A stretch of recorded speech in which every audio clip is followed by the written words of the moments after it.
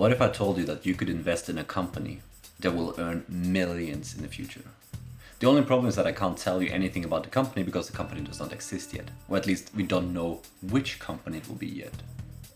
If you've been paying attention to the stock news recently, SPACs have been mentioned a million times. Today we're not going to talk about what they are or what they're good for. We're just going to talk about how you can trade them to earn cash money. As a disclaimer, trading SPACs is super speculative. They're not a safe bet and you could lose all your money by trading them. But you could also earn extremely good returns in an extremely short amount of time if you do it correctly. And that's what we want to talk about today. So if you've never heard about SPACs before, I would suggest you to go and watch a video, what are SPACs, before you start watching this. But if you're familiar with it, let's just jump straight into it. The one thing you have to remember when trading SPACs, or actually stocks in general, is that there are many factors that determine what the actual value of the stock is. The first thing to think about is the actual asset, right? What does the company own physically? That means that the money they have in the bank account, the machinery, the computers that they have, all of this comes in together to have a sort of fundamental value of the company. And it can also include what they're currently earning. What is their profit margin? What was the profit last year? And so on. This is what a lot of people will refer to as fundamentals. But on top of that, one thing that a lot of people seem to forget is that the stock market is also highly speculative and also highly susceptible to hype. So when we look at the price of any stock, we also need to take those into account. In the short term, the asset value of a company does not really change overnight. This is something that happens over years. So as a short-term trader, you can't really trade on asset alone. However, what you can trade is speculation and hype. So these are just fictional numbers and fictional levels, but just as an example, let's imagine here that this first red line, the actual value, represents the asset value of Tesla. This is what the company in itself is worth when you're looking at fundamentals only. But as we can see, the Tesla stock is trading at a much higher level than the actual value. And that's because of the sector hype, so the hype that people have about the EV sector as a general, and also Tesla hype. People are hyped about Tesla as a company itself. And this is what will change the stock price in the short term. We can easily see that this has happened in the chart. Now recently in February, there was a huge worry about the EV sector being a bubble, and people were selling Tesla and other EV stocks like crazy. The fundamental value of Tesla hasn't changed in this time. The only thing that has changed is the hype. So once we realize that for the short term, hype is an extremely powerful thing when you're trading stocks, let's see how that then affects SPACs.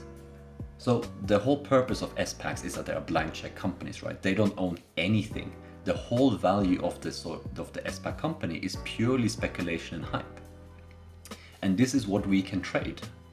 So there are two extremely important dates when we're coming to SPACs. It's the initial rumors and the merger date. Let's look at Churchill Capital as one of an example. They are a blank check company, and it came out a rumor that they will be merging with Lucid Motors, another EV company or a competitor to Tesla. And as more outlets picked up the story, the hype just kept on increasing and the stock price went up and up and up to over 200%. You have to remember, at this point, nothing was confirmed. They hadn't said anything about which company they was going to merge to. This was purely rumors. This also means that if Churchill Capital came out one day and said, hey, we're not merging with Lucid Motors, this hype would instantly disappear and the stock price would plummet back to $10 again, which was the initial price. So coming to the second date, the merger confirmation. This is when the merger is actually confirmed. And this is when the company comes out and says, yes, we will in fact be merging with, for example, Lucid Motors. Usually a merger confirmation can be a positive catalyst, but in the sense of Lucid Motors and CCIV, it was actually a hugely negative one. And this was because of the difference between the rumors and the actual deal. People thought that the valuation was going to be much lower than it actually was. And this means that one stock was worth less than people were speculating it to be worth. So we can see that hype is extremely powerful in SPACs. So how can we as a short-term trader benefit from this? Let's look at another SPAC example and figure out how we should trade it. In this case, we have ChargePoint, a electronic vehicle charging company. In the sense of ChargePoint, there was no initial rumors. So the stock price just was stable at $10, which was the initial price, as nobody knew anything about which company they were going to merge with. And then they came out in late September and announced that we will merge with ChargePoint. As expected, the stock price went up quickly, but the merging date was very far into the future. And actually what happened is that this price stayed stable for a really long time. And the reason for this is that people don't want to lock in their capital for a really long time when there is nothing that's going to happen for the next couple of months. Like, I can rather trade that money in something else, and then right before the merger I will start trading it. And that's exactly what happened. As we got closer to the merger date, this price started to skyrocket. And this is then the hype train that we as traders can ride. But what happened with ChargePoint is that there was a series of delays. So the merger date was coming up, then there was an unexpected delay, and the stock price went down naturally. And then we got closer to the next merging date, and then there was another delay, and this cycle repeated. This also shows us the hype can disappear as quickly as it came. And you as a trader need to constantly take profit as you're riding this wave up. So once you hit 20% profit, take off a little bit of profit. Once you hit 30%, take off a bit of profit, and so on and so on. And that means that once the hype dies down, you have already taken out a lot of your profits, and you can still sell even with a small loss and still come out with a positive return. One thing that you need to make sure though is that you don't hold the stock through the merger date. So let's say that the merger date is coming up in the middle of February. You should definitely think about selling it before that date. The reason for this is that usually all SPACs tend to follow a certain pattern.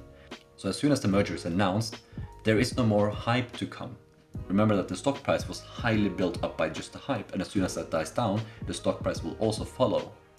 So the most important thing for you as a trader is to sell before the merger date, and if you're interested in holding this stock for a longer period of time, for example, if you believe in this company, you should rather sell and then buy in again at a later point once the price has stabilized after a couple of months. Alright, so that was a super quick intro on how you can ride hype trains and how to trade them. It might sound like you're guaranteed money, but you have to remember that hype can disappear as quickly as it came. And it really depends on which side of the hype you end up. It's much better for you to take a little bit of profit at 10%, 20%, 30% and so on, rather than you waiting and then the hype disappears and you lost all of your profit instantly. Of course, you can always think in retrospect that, oh, if I just waited another couple of days, I could have an even higher profit, but you never know when the hype will disappear. So it's much better to be on the safer side for long-term gains over time. I hope that was helpful for you. Let me know if you're planning on trading any SPACs, and I'll see you guys later. Take care.